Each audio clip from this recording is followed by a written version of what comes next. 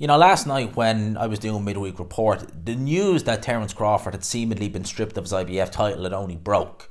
So, they were saying seemingly he was stripped, he wasn't in there. I think they had Boots Ennis listed as their world champion, no longer interim champion. Well, the IBF have now confirmed that they have stripped Terence Crawford of his world title because they ordered him to defend against Boots Ennis next, but he could not fight the mandatory due to the Errol Spence rematch clause. As a result, Ennis has been upgraded to full champion from interim champion.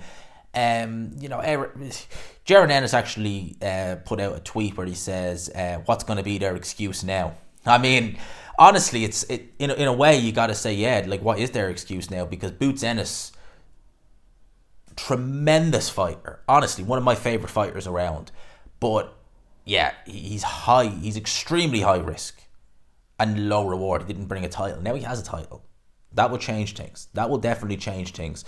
I'm happy that Boots Ennis has his championship. He deserves to be world champion. He's good enough to be world champion easily.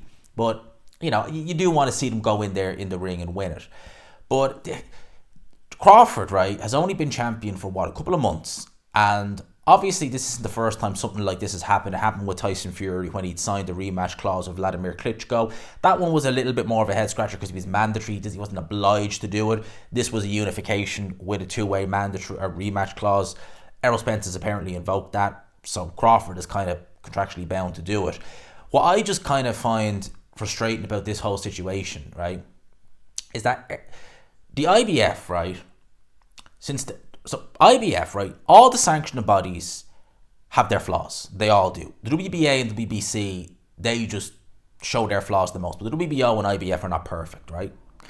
One of the things people praise the IBF for is that, they're strict on their mandatories and they're always kind of getting new mandatories ready.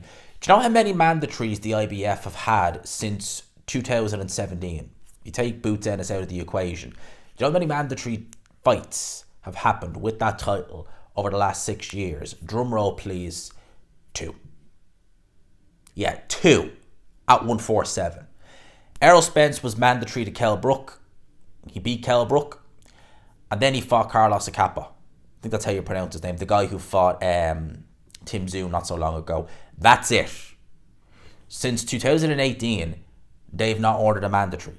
Or there's been no mandatory, right?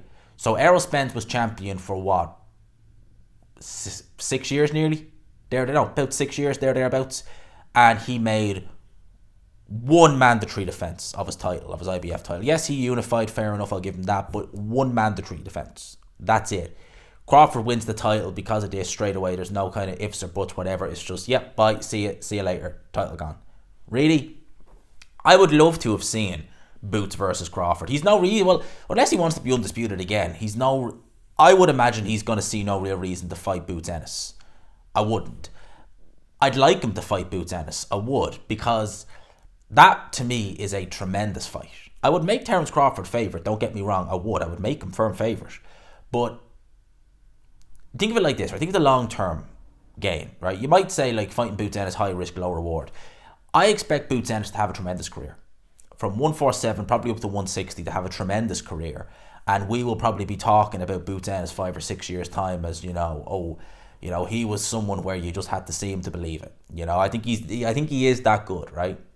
You're Terence Crawford, you go in there and you beat him, right? Yeah, you might say he's a little bit inexperienced, he's not quite at Crawford's level, Crawford is an elite, but you go and beat him and he has a tremendous career. How well does that win age?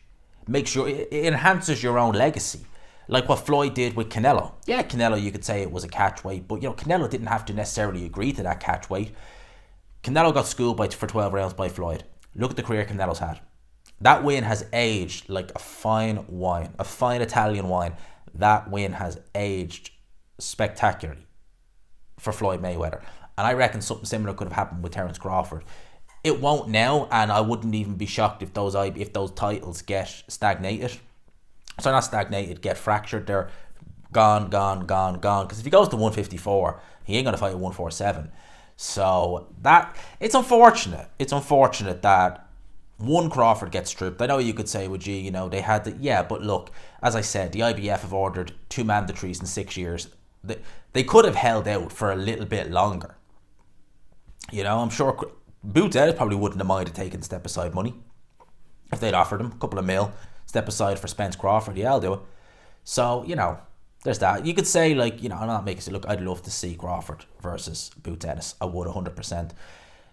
So that's the situation now. One good thing I will say is that it does free up Boots. It means that Boots Ennis now has a title there. So I think that people will be more willing to face him. You will get the likes of maybe Stanionis, maybe the Keith Termans of the world. I think he beats all these, God forbid. I know Conor Benn briefly mentioned Boots Ennis.